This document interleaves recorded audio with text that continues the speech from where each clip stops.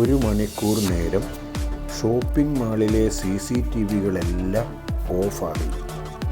അത് യാദൃച്ഛികമായി സംഭവിച്ചതല്ല. ആ 1 മണിക്കൂറിലാകുമോ കൊലയാളി അവിടെ വന്നത്? മുഖം മറച്ച ഒരു സ്ത്രീ. അവൾ ആരായിരിക്കും? അവൾ തന്നെയോ കൊലയാളി? നന്ദന് എന്തു സംഭവിച്ചതായിരിക്കും? കൊലയാളി എന്ന ക്രൈം നോവലിൻ്റെ 50-ാം ഭാഗം സ്കിപ്പ് ചെയ്തു പോകാതെ മുഴുവനും കേൾക്കണേ. അവരുടെ മുഖം കാണാൻ കഴിഞ്ഞില്ല. കാരണം അവർ മുഖമടക്കം മറച്ച് പർദ്ദ പോലുള്ള ഒരു കുപ്പായം ഇട്ടിരിക്കുകയായിരുന്നു. എന്നാൽ അത് പർദ്ദയാണെന്ന് തോന്നുന്നുമില്ല. അതൊരു സ്ത്രീ തന്നെ ആയിരിക്കുമോ? അതോ കൊലയാളി സ്ത്രീവേഷം ധരിച്ചതോ? അതായിരുന്നു ഇപ്പോൾ അവരുടെ മനസ്സിലെ പ്രധാന ചോദ്യം. അവിടെ അടുത്തൊക്കെ ഉണ്ടായിരുന്ന CCTV ക്യാമറകൾ പരിശോധിച്ചു എങ്കിലും ഒന്നിലും രാധാകൃഷ്ണൻ്റെ ചിത്രം പതിഞ്ഞിട്ടില്ല. അതുപോലെ തന്നെ അയാളോടൊപ്പം ഉണ്ടായിരുന്നു എന്ന് പറയുന്ന സ്ത്രീയുടെയും ചിത്രങ്ങൾ പതിഞ്ഞിട്ടില്ല.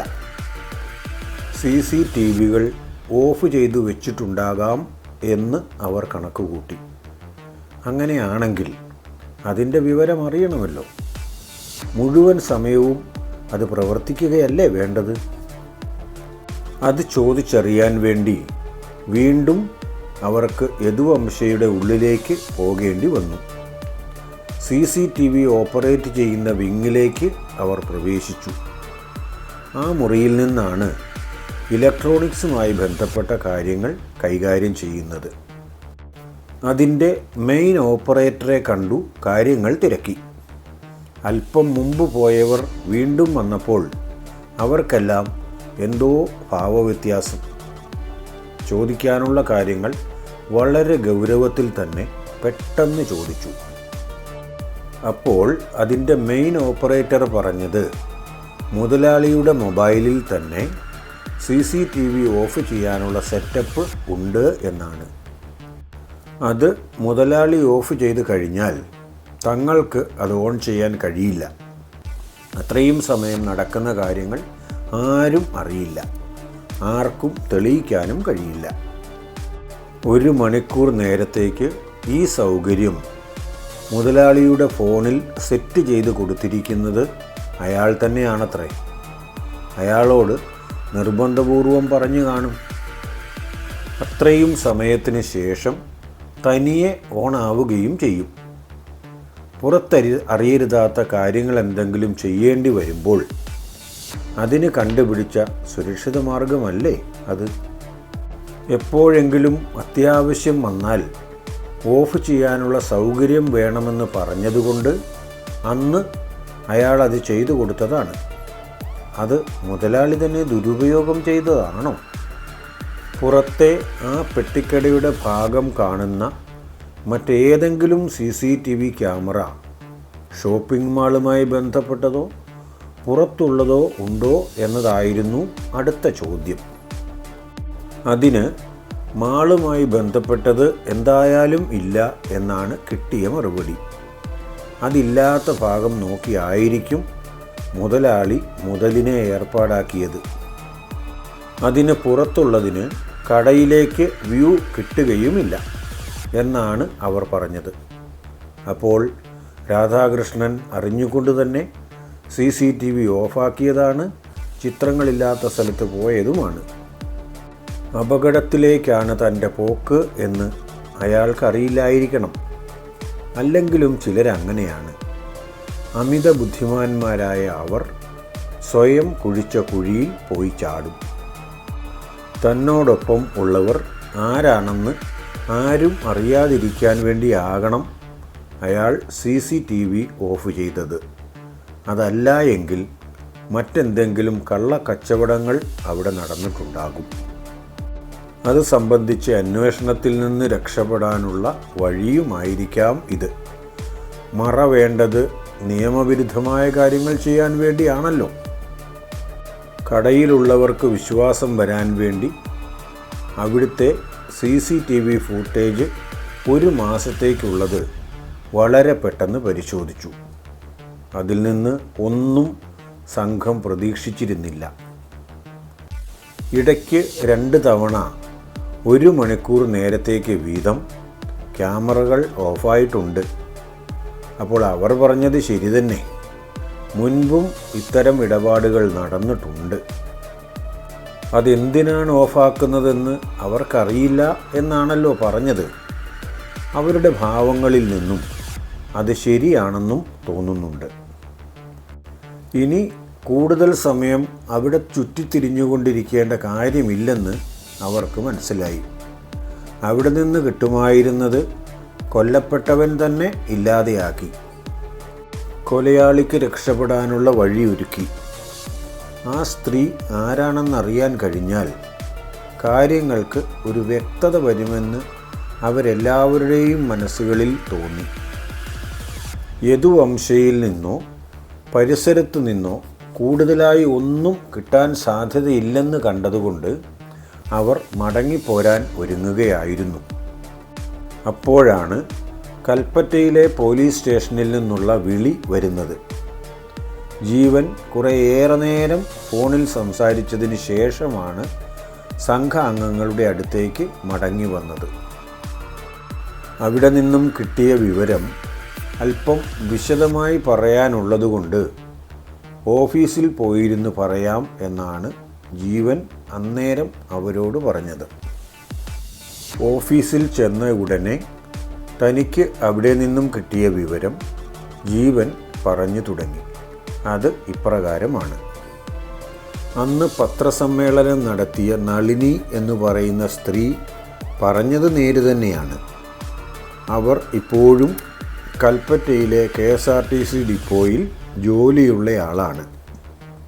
അവരുടെ വീടിനെ പറ്റിയും സഹോദരനെ പറ്റിയും പറഞ്ഞ കാര്യങ്ങളും തികച്ചും ശരിയാണ്. അതൊക്കെ കൽപ്പറ്റ പോലീസ് അന്വേഷിച്ച് ശരിയാണെന്ന് ബോധ്യപ്പെട്ടു. എന്നാൽ അവർ പറഞ്ഞ സംഭവം നടന്നതായി പോലീസ് സ്റ്റേഷനിലെ രേഖകളിൽ ഒന്നുമില്ല. അതിന് കാരണം അവരന്ന് പരാതി ഒന്നും കൊടുത്തിട്ടില്ല. പരാതി കൊടുത്തിരുന്നെങ്കിൽ അന്വേഷണം നടന്നാലും ഇല്ലെങ്കിലും GD എൻട്രി എങ്കിലും കാണുമായിരുന്നല്ലോ.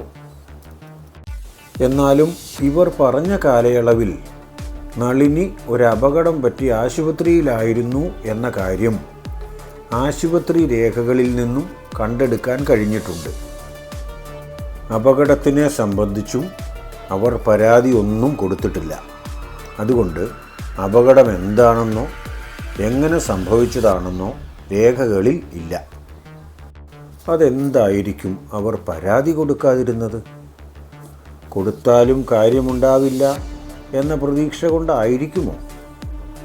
ഇപ്പോൾ അവർ ജോലിക്ക് പോവുകയും തിരിച്ചു വീട്ടിൽ പോവുകയും ചെയ്യുന്നതല്ലാതെ മറ്റൊരു കാര്യത്തിലും ഇടപെടുന്നതായി അറിയില്ല. തികച്ചും സാധാരണ പോലുള്ള ജീവിതം. സംശയിക്കേണ്ട ഒരു സാഹചര്യവും അവരെ സംബന്ധിച്ചിടത്തോളം ഇപ്പോൾ ഇല്ല. അവരുടെ സഹോദരൻ നന്ദൻ ഇപ്പോൾ കൽപ്പറ്റയിൽ ഒരു സ്വകാര്യ ഇൻഷുറൻസ് കമ്പനിയുടെ ഏജൻ്റായി ജോലി ചെയ്യുന്നുണ്ട്. പല ദിവസങ്ങളിലും അവൻ ഇവിടെ ഉണ്ടാകാറില്ല. അതിനെപ്പറ്റി നന്ദനോട് ചോദിച്ചു. അതിൽ തെല്ല് സംശയം തോന്നിയതുകൊണ്ടാണ് തിരക്കിയത്. അപ്പോൾ കിട്ടിയ വിവരം സ്വകാര്യ ഇൻഷുറൻസ് ഏജൻറ്റ് ആയതുകൊണ്ട് പല സ്ഥലങ്ങളിലും ക്ലയൻസിനെ ക്യാൻവാസ് ചെയ്യാൻ വേണ്ടി പോകേണ്ടി വരും എന്നാണ്. അങ്ങനെ പോയി കിട്ടുന്നതാണല്ലോ അവരുടെ കച്ചവടം. അല്ലാതെ ആരെങ്കിലും ഇങ്ങോട്ട് ചോദിച്ചു വന്ന് ഇൻഷുറൻസ് പോളിസി എടുക്കുമോ എന്നാണ് അവൻ മറുചോദ്യം ചോദിച്ചത്. നന്ദൻ ജോലി ചെയ്യുന്ന സ്ഥാപനത്തിലും അവർ പോയി അന്വേഷണം നടത്തി. നല്ല നിലയിൽ ബിസിനസ് ക്യാൻവാസ് ചെയ്യാൻ കഴിവുള്ള ഒരു ഏജൻ്റാണ് നന്ദൻ എന്നാണ് അവരുടെയും അഭിപ്രായം. നന്ദനെ അറിയുന്ന എല്ലാവർക്കും അവനെപ്പറ്റി നല്ല അഭിപ്രായമാണ്. നല്ല ഒരു ചെറുപ്പക്കാരൻ, നല്ല പെരുമാറ്റവും സംസാരവും, ആരും ഇഷ്ടപ്പെടുന്ന വ്യക്തിത്വം. നാട്ടിൽ നിന്നും കേട്ടറിഞ്ഞതും നന്ദനെ സംബന്ധിക്കുന്നതുമായ മറ്റൊരു സംഭവം കൂടി കൽപ്പറ്റ പോലീസ് ജീവനോട് പറഞ്ഞു. സംഭവം നടക്കുന്നത് നളിനി ആശുപത്രിയിൽ നിന്നിറങ്ങിയ കാലഘട്ടത്തിലാണ്. കൃത്യമായി പറഞ്ഞാൽ നളിനിയെ ആശുപത്രിയിൽ നിന്നും ഡിസ്ചാർജ് ചെയ്തതിൻ്റെ പിറ്റേ ദിവസം. നളിനിക്ക് സംഭവിച്ചതിന് സമാനമായ രീതിയിൽ മറ്റൊരു അപകടത്തിൽ ഗുരുതരമായി പരിക്കേറ്റ നന്ദനെ മേപ്പാടിയിലെ തേയിലത്തോട്ടത്തിൻ്റെ ഇടയിൽ നിന്നും തൊഴിലാളികൾ കണ്ടെത്തി. അബോധാവസ്ഥയിലും അത്യാസന്ന നിലയിലുമായിരുന്നു അയാൾ. ശരീരം മുഴുവൻ പരിക്കുകളും ഉണ്ടായിരുന്നു. ക്രൂരമായ മർദ്ദനമേറ്റ അയാൾ മരണപ്പെട്ടു എന്ന് കരുതി ഉപേക്ഷിച്ചതായിരിക്കും. തേയിലത്തോട്ടത്തിലെ തൊഴിലാളികൾ സംശയത്തോടെയാണ് ആദ്യം ആ ശരീരത്തെ സമീപിച്ചത്. കൊല്ലപ്പെട്ടതാണോ എന്നറിയില്ലല്ലോ. പരിശോധിച്ചു നോക്കിയപ്പോൾ ജീവനുണ്ട്. ഉടനെ ആ തൊഴിലാളികൾ തന്നെയാണ് അയാളെ കൽപ്പറ്റയിലെ ആശുപത്രിയിൽ എത്തിച്ചത്. ആശുപത്രിയിൽ നിന്നാണ് സ്റ്റേഷനിൽ വിവരം കിട്ടിയത്. 3 ദിവസത്തോളം അബോധാവസ്ഥയിലായിരുന്ന നന്ദൻ ബോധത്തിലേക്ക് തിരിച്ചു വന്നത് 4ാമത്തെ ദിവസമാണ്. ബോധം തെളിഞ്ഞ വിവരം അറിഞ്ഞതുകൊണ്ട് പോലീസ് സ്റ്റേഷനിൽ നിന്നും ഉദ്യോഗസ്ഥർ മൊഴിയെടുക്കാൻ വേണ്ടി അങ്ങോട്ട് പോയി. ഡോക്ടറുടെ അനുവാദം വാങ്ങി നന്ദൻ്റെ കിടക്കയുടെ അരികിലേക്ക് ചെന്ന പോലീസ് ഉദ്യോഗസ്ഥൻ നന്ദനോട് ചോദിച്ചു, ഇപ്പോൾ എങ്ങനെയുണ്ട്? മരിച്ചിട്ടില്ല, അത്രമാത്രമാണ് ഉത്തരമായി പറഞ്ഞത്. ആരാണ് നിങ്ങളെ അപകടകരമാംവിധം പരിക്കേൽപ്പിച്ച് അവിടെ കൊണ്ടുപോയി ഇട്ടത്? എനിക്ക് ആരുടെയും മുഖം കാണാൻ കഴിഞ്ഞില്ല സാർ. നന്ദൻ കാര്യമായി എന്തോ മറയ്ക്കുന്നതായി അപ്പോഴേ അവർക്ക് തോന്നിയതാണത്രേ. നിങ്ങൾ എന്തെങ്കിലും ഒരു സൂചന തന്നാൽ അത് വെച്ച് ഞങ്ങൾക്ക് പ്രതികളെ കണ്ടുപിടിക്കാൻ കഴിയും.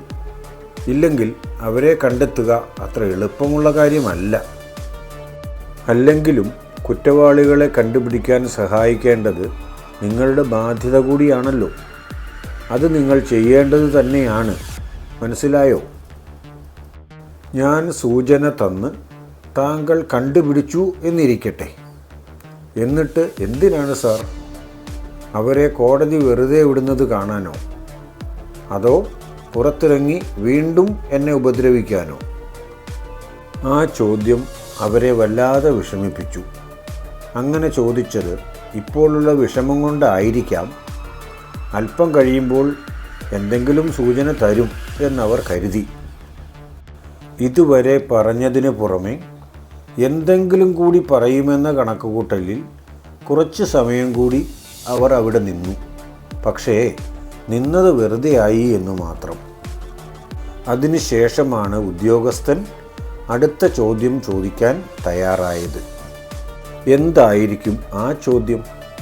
അത് നന്ദനെ ഉപദ്രവിച്ച സംഭവത്തിലേക്ക് വിരൽ ചൂണ്ടാനോ അതോ അതിൽ നിന്നും അകലാനോ? രാധാകൃഷ്ണനോടൊപ്പമുണ്ടായിരുന്ന സ്ത്രീയുടെ യഥാർത്ഥ മുഖം പുറത്തു വരുമോ? അങ്ങനെ വന്നാൽ ഈ കേസിൻ്റെ ദിശ തന്നെ മാറുമോ? നന്ദനിലൂടെ ഒരു വഴിത്തിരിവാണോ ഉണ്ടാവുക? അടുത്ത ഭാഗം കേൾക്കാൻ മറക്കല്ലേ. കൊലയാളി തുടരുന്നു. മറ്റന്നാൾ ഇതേ സമയം അടുത്ത ഭാഗവുമായി വരുന്നതുവരെ എല്ലാവർക്കും നല്ലത് വരണമെന്ന് ആഗ്രഹിക്കുന്നു. എല്ലാവർക്കും നന്ദി പറയുന്നു. എല്ലാവർക്കും വേണ്ടി പ്രാർത്ഥിക്കുകയും ചെയ്യുന്നു.